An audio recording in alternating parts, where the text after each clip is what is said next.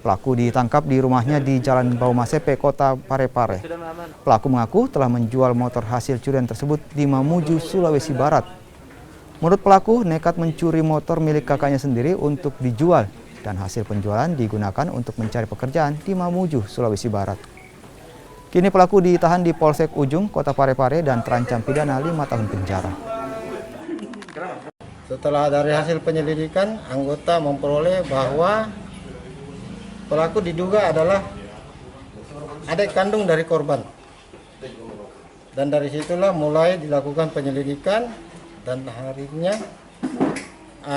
pelaku diambil sendiri dan diamankan di rumahnya sendiri. Kalau motif pelaku ini mencuri sepeda motor milik kakaknya itu seperti apa, Komandan? Dari interogasi kami dan hasil pemeriksaannya, mereka memang sengaja mau membawa pergi ke Mamuju tanpa sepengetahuan kakaknya. Tapi dengan alasan dia akan mencari pekerjaan di Mamuju. Untuk ancaman hukumnya sendiri, Pak?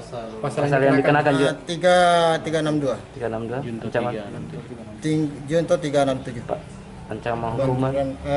Ancaman hukumannya kurang lebih 5 tahun. Oke, siap.